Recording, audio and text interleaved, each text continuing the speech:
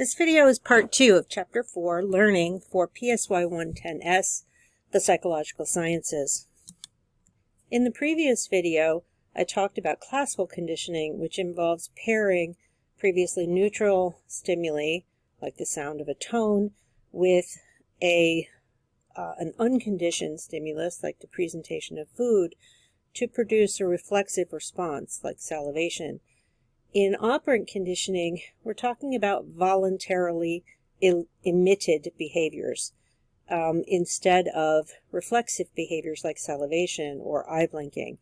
In operant conditioning, what you're doing is teaching the organism, whether you're talking about a pet dog or a person, to associate particular behaviors with specific consequences, either consequences that are good consequences or consequences that are bad consequences for the organism.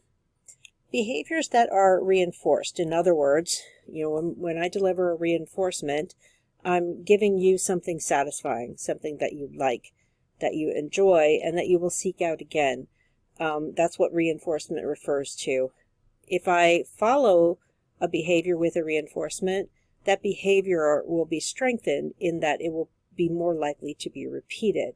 So, for example, when I am teaching my dog to sit, I have a puppy, and we worked a lot in the first couple of weeks to learn just basic things like sit and down and walk on a leash and things like that. Basically, by providing a treat whenever the desired response has been exhibited, I am reinforcing that particular behavior. If I ignore or, in rare occasions, punish a particular behavior, then I am decreasing the likelihood that they will be exhibited later. Because behaviors that are punished, in other words, that lead to unsatisfying consequences, they're going to be weaker. In other words, they're less likely to be displayed. We call it operant because the organism, whether it's a person or a dog or a rat or whatever, needs to operate on the environment in order to make the consequence happen.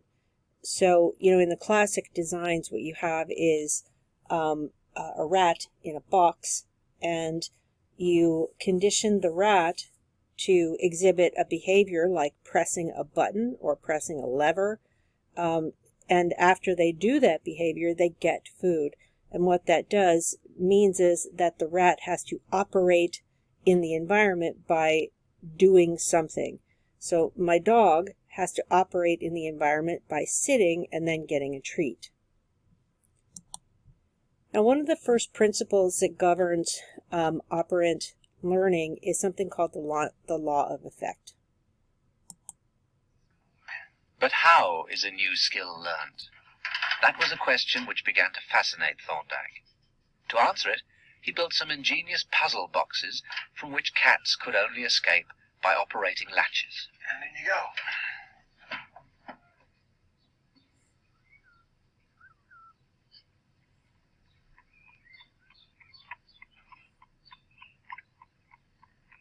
The cat appears to be very clever in engineering its escape, solving the problem with a deftly placed paw and a push of its nose.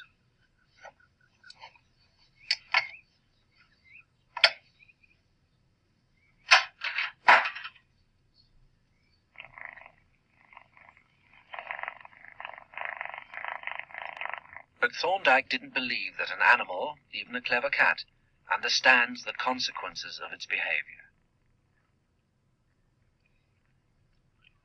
When he placed a cat in the puzzle box for the first time, Thorndike was unable to see any evidence of flashes of insight.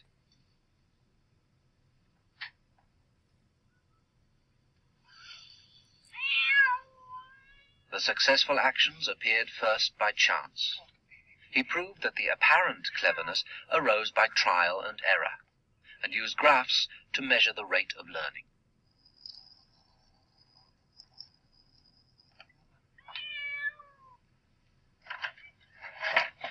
A well-practiced cat quickly recalls the actions that help it escape to its reward of food.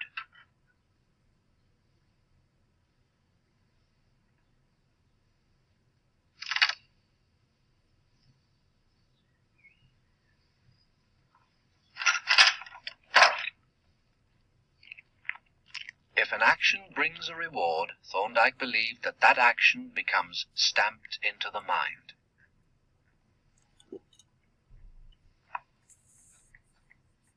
In his thesis, he explained further his ideas about learning, that behavior changes because of its consequences. He called this his law of effect, which explained how even wild creatures develop new habits. So essentially what Thorndike was able to show was that behaviors, even if they are stumbled upon by chance, that bring about good consequences, are likely to be repeated. And what the organism remembers is the combination, what they were doing when that good effect happened, and then trying to repeat that over and over again so that they will have the same outcome. The terminology for operant conditioning can sometimes be confusing. There are some ways in which it can be a little bit counterintuitive, so be patient with yourself and make sure that you understand these concepts. Essentially, a reinforcer is any stimulus that makes it more likely for the response that preceded it to happen again. So when I'm teaching a dog to sit, I often will catch the dog just sitting naturally and say, "Good sit," and pop a treat in their mouth. And then I will start pairing that word, sit, which is a cue, with the presentation of the stimulus, the possibility of the treat, and just catch those moments when the dog sits. Pretty soon, the dog is going to catch on, oh, sitting behavior actually gives me positive things. So a reinforcer is that stimulus, the treat, that increases the likelihood of a behavior that it follows. A reinforcement is the process of changing the probability of a response by presenting a reinforcer following that response. A punisher is any kind of stimulus that decreases the likelihood of a response that it follows. So, like if I get caught speeding in a particular location, I am not going to speed in that location again. So the stimulus, the punishment of getting pulled over in public decreases the likelihood of my repeating that behavior.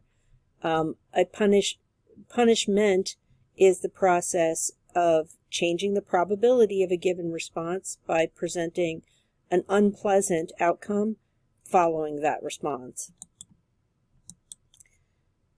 Some other terminology that behaviorists use when talking about operant conditioning are appetitive versus aversive.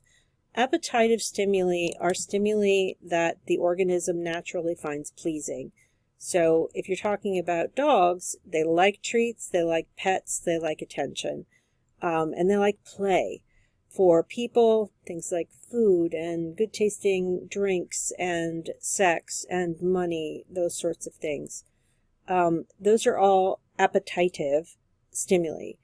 Aversive stimuli, as you might imagine, are stimuli that the organism doesn't like. So for dogs, they don't like being ignored, they don't like having their nose flicked, or other kinds of punishing experiences, like an ultrasonic tone, or if you're someone who uses a shock collar to keep your dog in your yard, the delivery of an electric shock. Other kinds of aversive stimuli, getting sick, being socially isolated, etc. Behaviorists can take advantage of these using appetitive stimuli to increase the likelihood of behaviors, using aversive stimuli to decrease them. Now, one place where students often get confused is the use of the words positive and negative in association with both reinforcement and punishment. So you can have positive reinforcement and negative reinforcement. You can have positive punishment and negative punishment. In behavior speak, positive doesn't mean that it's a good thing. Negative doesn't mean it's a bad thing. It just refers to increasing or decreasing likelihoods, adding or subtracting. Positive means that a stimulus is presented to the organism. So if I'm using positive reinforcement with my dog, I'm presenting a treat or petting them, or even saying words like good dog, or yes when they do the right thing. Those are positive presentations of a stimulus because I'm adding the stimulus. In positive reinforcement, I'm adding something that is desired. In positive punishment, a stimulus is presented that is aversive. So let's say that when my puppy was really, really little, like most puppies, they're bitey. They nip, nip, nip, nip, nip.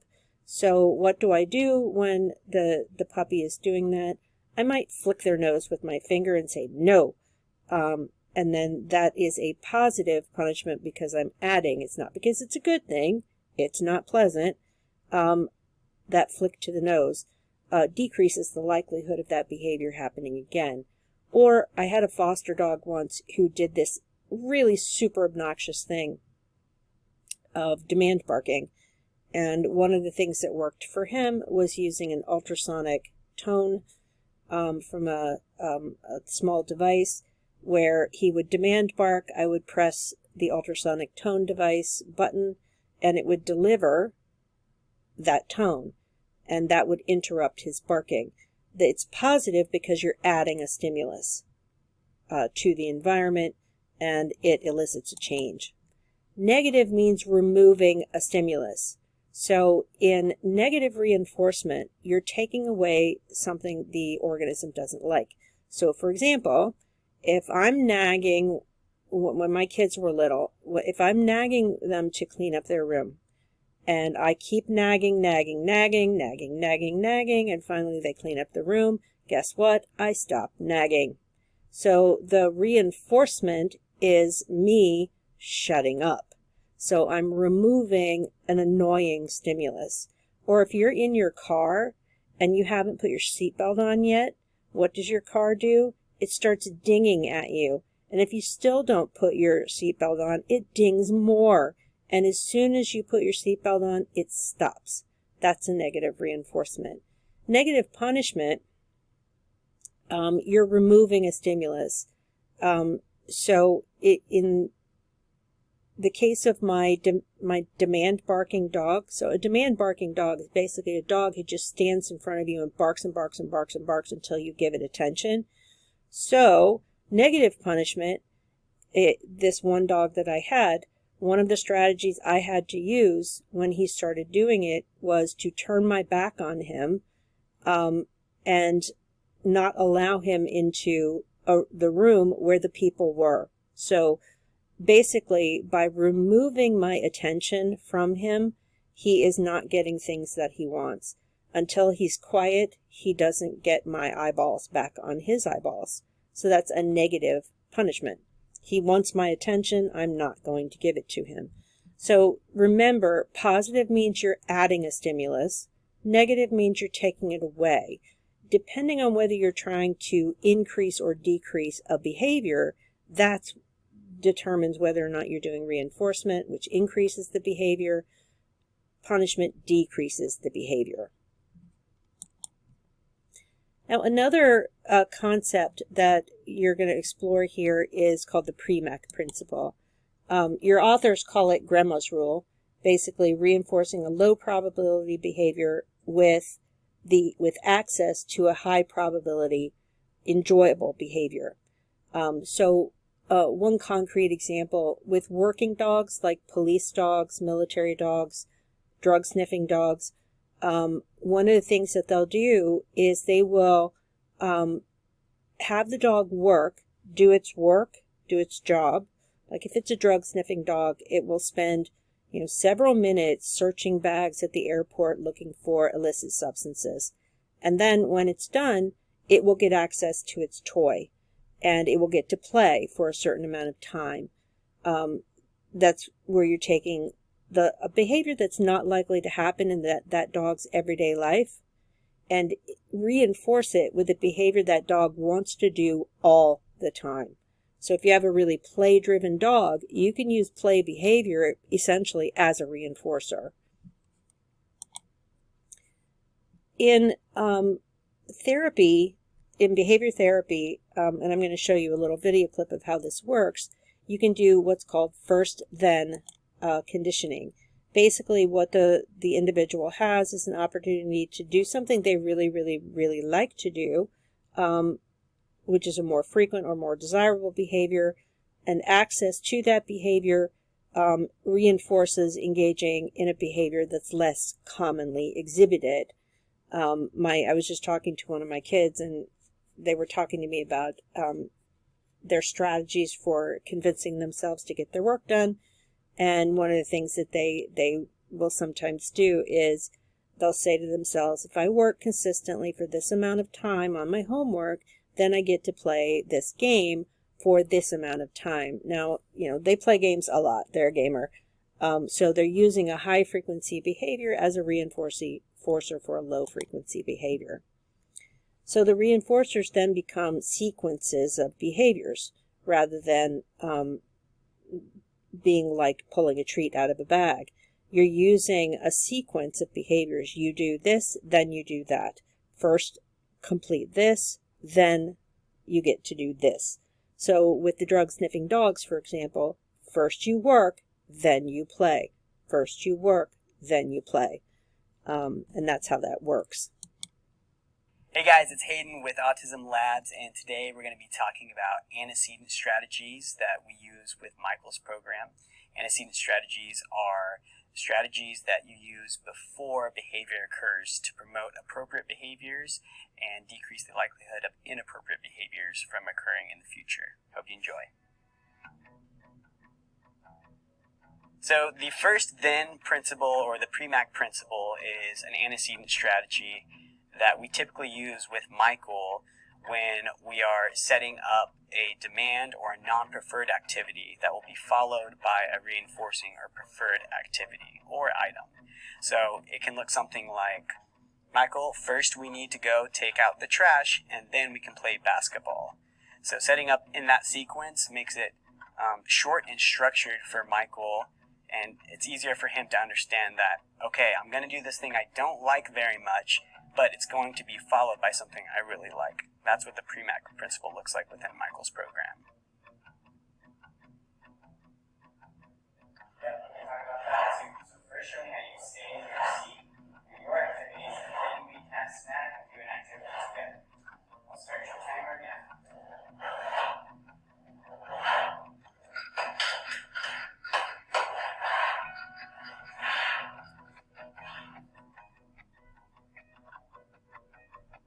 Thanks for talking with me. It's time for Marion and Parker and I to talk.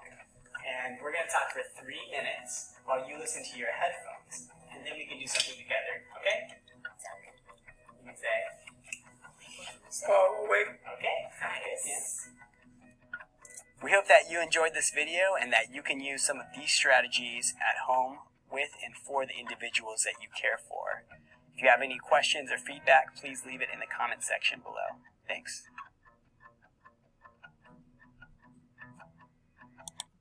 So that's a concrete example of how an ABA therapist would use the PSY principle, or first-then antecedent training, to cultivate positive behaviors and diminish behaviors that are problematic. There is a difference between what are called primary and secondary reinforcers. Primary reinforcers are behaviors that are just for the given species, they are innately reinforcing. So things like food, attention, social contact, and positive physical sensations. Secondary reinforcers, they're not innately, they're not inborn, but they become very powerfully reinforcing over time when they're paired with primary reinforcers. So things like money and grades can be powerfully reinforcing after they have been linked to other kinds of primary reinforcers. When behaviorists, especially behavior therapists, are seeking to change a pattern of behavior, they will use both classical and operant conditioning to reduce the likelihood of behaviors that are not desired. So, for example, smoking or drinking or overuse of social media or something like that, and replace it with more desirable behaviors. So behavior modification follows these principles, just like the video that you just saw of ABA therapy, to structure the environment in such a way that behaviors that are highly desired are going to be reinforced, sometimes initially with a primary reinforcer, but eventually with a secondary one, especially if you're dealing with people. You can also be reinforced without your own awareness. What can happen, and this was demonstrated by Hefferline et al., they demonstrated that sometimes operant conditioning can happen in tasks where you have really tiny responses, tiny physical responses to noises. Sometimes, it could be an unpleasant response to a harsh set of noises, or a more soothed response to pleasant music. Later, that can be demonstrated during other kinds of tasks. So it's entirely possible for people to be reinforced without knowing that they're being reinforced. Now, it doesn't go to the point of, pseudoscientific brainwashing, but it is entirely possible that that can occur. Now, what are the learning processes that make up operant conditioning? Just like with classical conditioning, there are certain elements to the process. Both classical and operant conditioning have an acquisition stage. In acquisition and operant conditioning, you're strengthening the reinforced voluntary response by pairing that response with a consequence. If it's a response you want to happen more often, then you are pairing it with a reinforcer, reinforcement. If you want the behavior to diminish, you pair it with something aversive during the acquisition stage.